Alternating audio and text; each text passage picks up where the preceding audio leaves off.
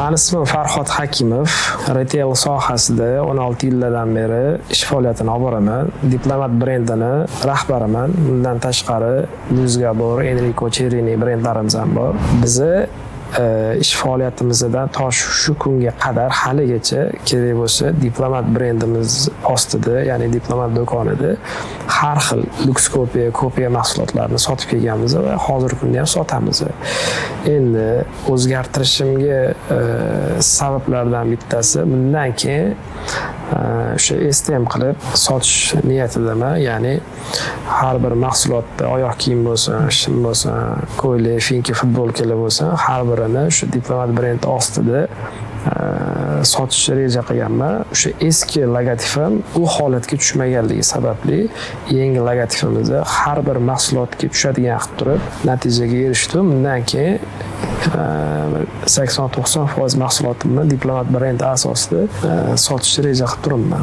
Rebranding qilingandan keyin albatta ko'nglim to'ldi, sababi 10 yildan oshiq oldingi brend bilan, ya'ni logotif bilan hozirgi logotif baribir farqi bor. Chunki hozirgi o'zgartirilgan logotif shu yuqorida aytib o'tganimdek, bizani barcha mahsulotlarimizga tushirsa bo'ladi. Logosini ham, yozuvini ham tushirsa bo'ladi va o'zimdan tashqari bizani mijozlagan ma'qul bo'ldi. Bizani komandadagi xodimlarga ham ma'qul bo'ldi. Biz xursandmiz masalan. Tavsiya o'zimning hamkasblarimga shu paytgacha shundoq ham tavsiya qilib kelyapmiz va bemalol ham o'z o'rnida tavsiya bera olaman. Chunki so'ysa ham qassob so'ysin deydi.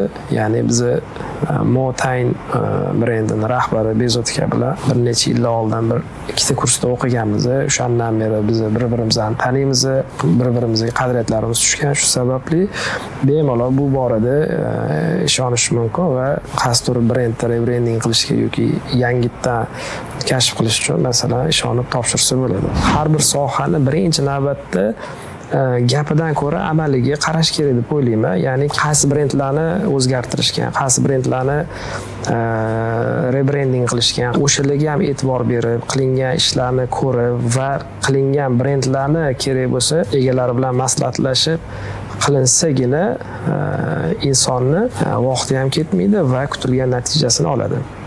Bunga kichkinagina bir misol ayta olaman. Bitta do'stimizda shu ish bo'ldi. Baribir har bir narsa qiymatga bog'liq. Qiymat qayerdan kelib chiqadi? Qiymat narxdan, o'sha tajribadan va komandaning salohiyatidan kelib chiqadi va brenddan kelib chiqadi deb qaraydigan bo'lsa, bitta do'stimizni tanilmagan bir brend taklifi ostida brendini o'zgartirmoqchi bo'ldi. Narxiga uchun 20 kun maksimum qilib beraman deyishdi, lekin menimcha 2 oydan ham oshdi, puliga ham kuydi, vaqtiga ham kuydi, asab buzilgani qoldi. Shu sababdan mavjud bo'lgan bir necha yillardan beri ishlab kelayotgan brendlar va tajribasi balandroq bo'lgan insonlar bilan ishini bitirgan ma'qul deb o'ylayman va bunga ishonaman. Umumiy xulosa sifatida aytadigan bo'lsa, ozgina vaqt so'rashadi. O'rtacha 1,5 oy, 2 oy mobaynida vaqt so'rashadi, lekin nimaga qaralganda birinchi marta ish tushgan odam uchun uzoq muddat tuyuladi, chunki bozorda kam taklif bilan tez qilib beraman degan har xil insonlar yoki har xil korxonalar mavjud bo'lganligi uchun bularda shuni ko'rdimki, bir ishni boshlashdan oldin chuqur o'rganib, yuzlanib, shu brendni qanaqa yo'nalish, qanaqa narxda sotiladi va logotiflarini takrorlanmasdan, ya'ni boshqa brendlardan ko'chirmasdan qilinishi va har bir narsaga chuqur yondashishlikni hisobiga ko'proq vaqt so'rashar ekan. Uni biz keyin bildik. Bemalol kimgadir aytadigan bo'lsa, bemalol tavsiya ham bera olamiz.